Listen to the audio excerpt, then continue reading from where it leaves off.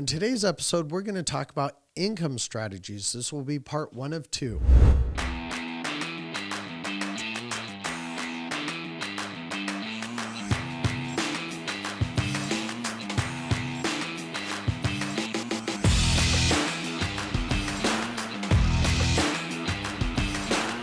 Hey everyone, welcome back to this week's podcast. I am Chad Owen, the Annuity Sales Coach, owner of Retirement Realized Financial. It's a full service, unreal, incredible helper of agents. Yeah. That's really what we're I trying love how to you do. say that, not even IMO, because IMO, you can't even use that synonymously with helpers of agents anymore. Yeah, the way you that a lot of can't. IMOs You know, work. it's funny. I saw someone on LinkedIn. They said IMOs are a dime a dozen right now. And it's true. I mean, there's so many marketing organizations out there. And what sets yours apart from the others? To me, it's all about helping people enjoy the ride with me. Yeah. You know, I mean, I want agents to be able to enjoy life. I mean, if I have someone, and this is just me personally, I love hearing the motivation behind people, why they want to do something. And if it aligns something about I'm passionate about, then it's easy to help them. Yeah. And I find, honestly, in our industry, we have some of the most generous people I've ever met in my life. It's true. I've seen them, what they do away from work and how they're able to help people. The stigma is the broker world does the fancy cars, the fancy this, fancy house, and they're more about the things than they are what helps. That's not always true. Sure. Because there's some really good brokers out there that they're very generous as well. But in the annuity world, I've actually seen more crazy generosity. It's just weird. I don't know. It'd be interesting to do a study sometime on why I see that, because I've been in the financial world for many, many years. Yeah. I mean, and I just hear what and see what people do. I see what people do. Yeah, sure. Because to me, I don't care if I hear what, I want to see them doing it. But if you're not doing anything. Exactly. Well, So income strategies, Chad. What so this about is them, Caleb? specifically pertaining to fixed indexed annuities. That's good to know. Okay, that is good to 'Cause know. We're not that's going what to I talk do. about SPIAs. Yeah, we're going to talk about your bread and butter. But that said, 3 of the Bread strategies. and butter. I just got this major craving for a nice piece of warm sourdough bread toasted with Kerrygold butter on it. Kerrygold.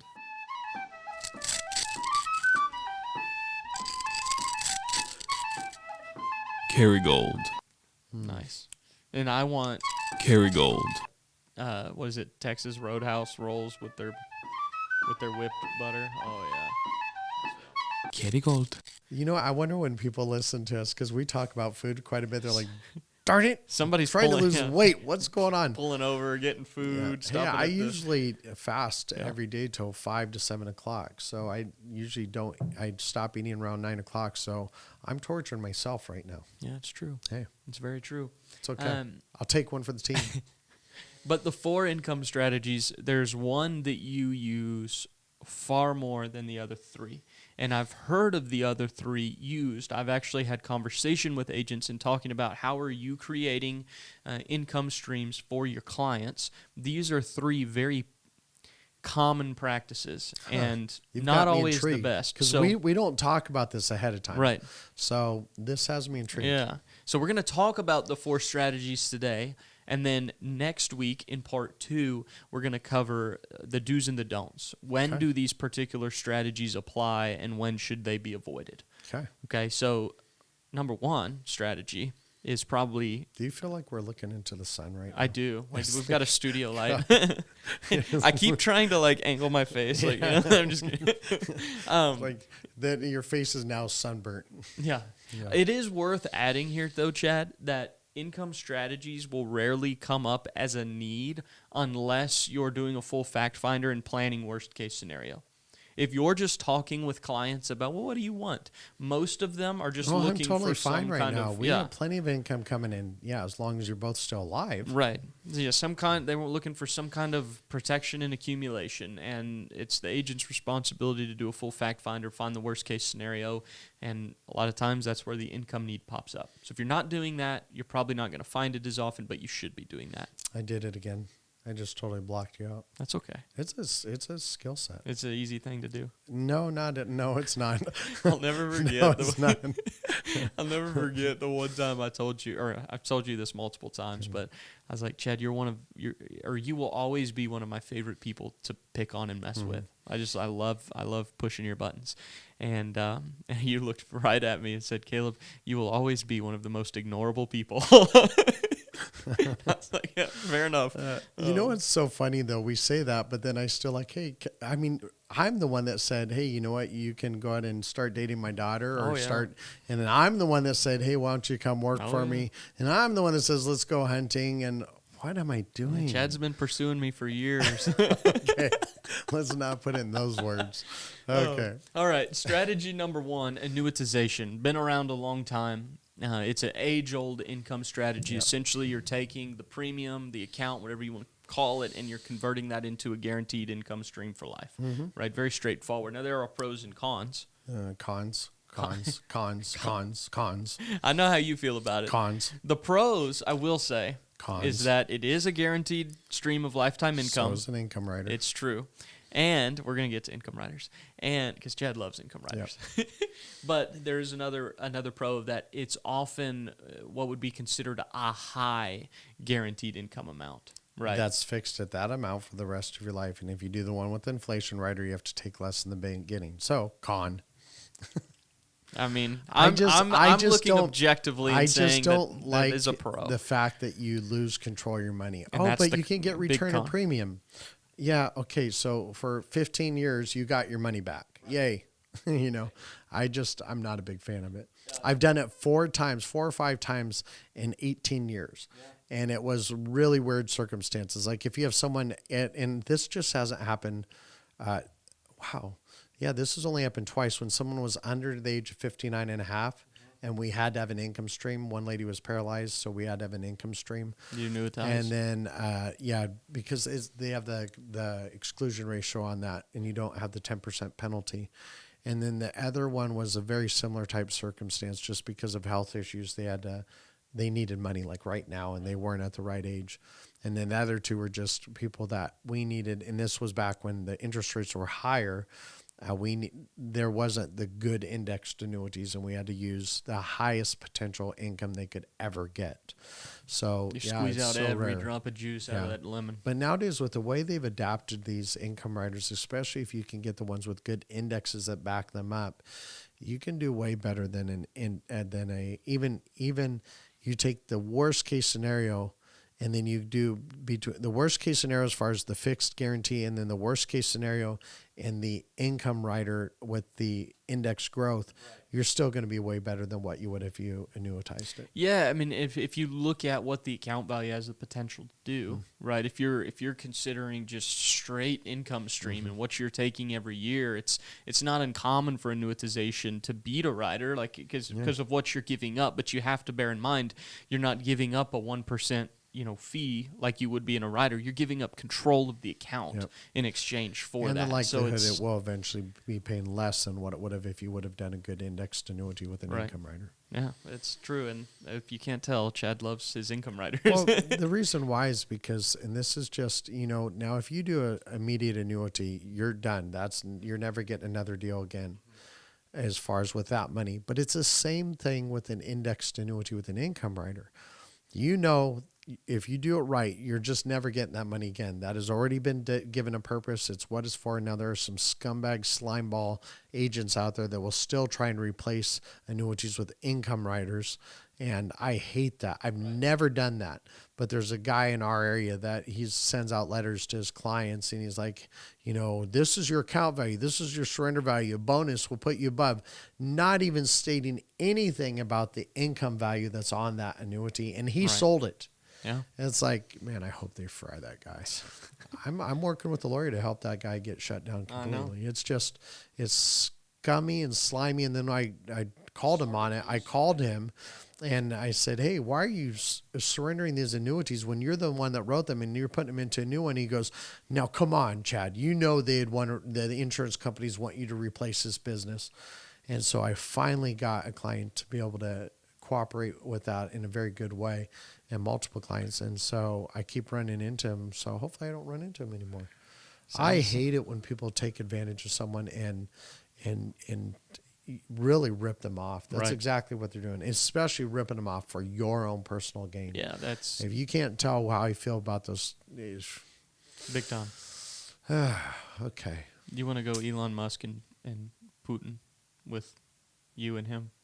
Elon Musk and Putin. Well, so Elon's been challenging Putin to a fight, essentially for authority over Ukraine, or basically the exchange is if Elon wins, Putin Not would a have physical to withdraw. fight, right? No, yeah, like Elon's like wanting to challenge Vladimir Putin. You know what? It makes me wonder. Elon's probably some fight. 50th degree black belt Right. that we don't even know Nobody about. would guess. And he's got an Iron Man suit for sure. Oh, I'm And sure. Putin's only 5'2". Yeah. You know, he's a super short dude. He's a Napoleon complex. You want to do that same deal with this other individual, it sounds like. Yeah, it wouldn't be a challenge. Yeah. The second strategy is RMDs, okay? And it's hardly a strategy, right? I mean, it works for income. It is, not for an income purpose. I mean, obviously, if they've already got income taken care of and they have to do their RMDs, they're going to have to. But yeah, not for income purposes. The pros, and again, because, we can say why it's not designed for income from the standpoint of there's not the same level of guarantees. Con when it's not. There's no pro when it's used for income purposes. Yeah, you don't. Well, I mean, even if you have a good index, you still have the actual RMDs that continue to go up as you get older. And the reality is, you can have 2 0 years in the index, and it could really change everything really quick. And so that once again goes back to the importance of a good income rider. I did map out pros for RMDs. The one pro is you don't have a income rider fee. You don't have a rider fee. You have more product options, which if you're using a good income product with an income rider, that's not necessarily an issue. You have more product options because you don't need the rider. It's just but RMD see, if friendly. you don't need the rider, then don't use a rider. Exactly. But don't pick an inferior product that doesn't meet the income for life need. Right. You know, because you want to have repeat business. Correct.